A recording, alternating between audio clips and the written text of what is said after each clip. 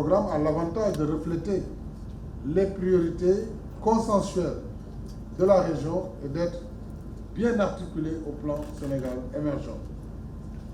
Dès lors, il convient de retenir, au titre des décisions importantes et prioritaires de ce Conseil présidentiel, premièrement, renforcer le maillage sécuritaire de la région et la valorisation des localités frontalières. Dans ce cadre, nous avons, avec l'armée nationale, la gendarmerie nationale, la police et les autres forces de défense et de sécurité, une montée en puissance pour augmenter la présence de nos forces sur le territoire de la région de Kédougou. Je ne veux plus voir de zones blanches où on n'a pas la présence de l'État, je veux dire la présence armée de l'État. Nous allons accompagner les programmes de montée en puissance de ces différents services. Il y a aussi un besoin sur la sécurité civile, avec l'installation des centres d'incendie et de secours, qu'on appelle communément les sapeurs-pompiers, mais aussi le renforcement des effectifs, des équipements, des services de la douane, des eaux et forêts et des parcs nationaux, surtout pour les parcs nationaux, et le développement du tourisme. À ce niveau, je vous demande de voir le ministre des Finances et le ministre du Tourisme la remobilisation du crédit hôtelier et que cette région, ainsi que celle de Tamba en particulier, soient les premières dans cette relance. Deuxième point, c'est d'accélérer le désenclavement intégral de la région en infrastructure routière et en pistes de production, avec notamment, on le sait, demain nous allons inaugurer la route Kédougou-Salémata.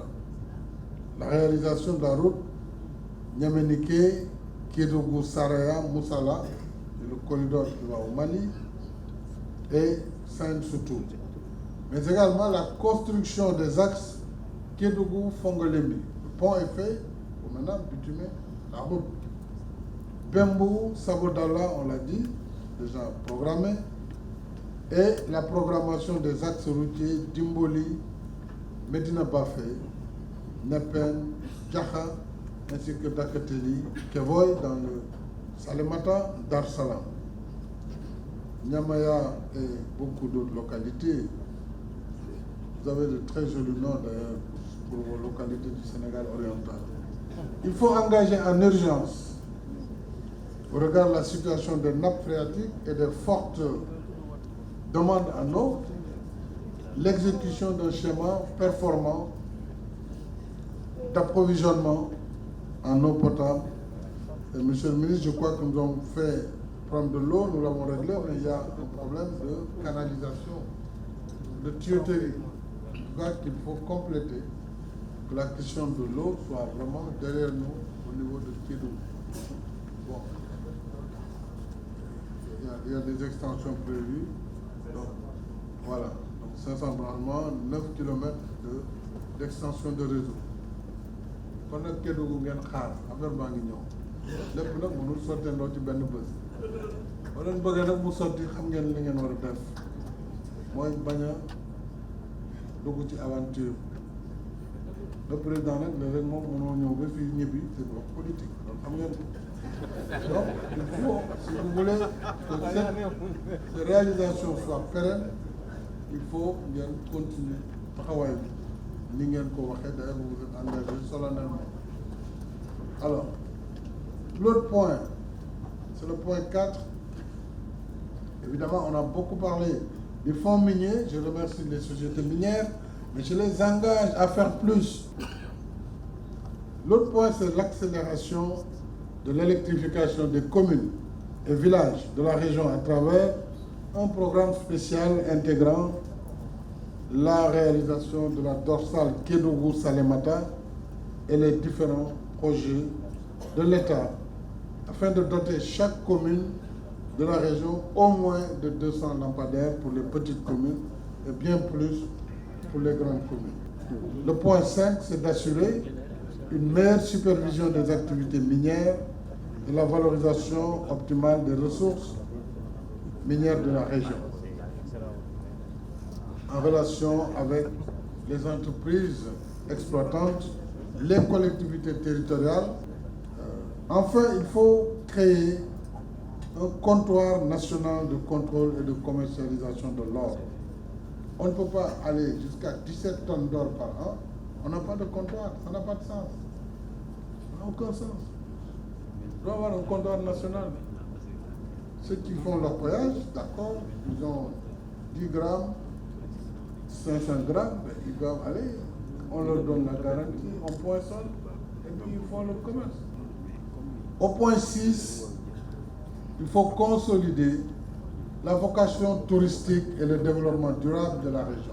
Moi, j'invite nos compatriotes à venir visiter la région de Kédougou. La réalisation de réceptifs hôteliers modernes et adaptés, d'où la nécessité de faire lever le crédit hôtelier et accompagner les acteurs. 8, il faut développer le potentiel agricole. La culture du maïs, la culture du foignon, le potentiel pastoral, donc l'élevage, et le développement de la pisciculture, l'agent de l'aquaculture qui est là. Il faut qu'on relance en particulier les activités du domaine agricole communautaire d'Itato avec la création d'un DAC à Saraya.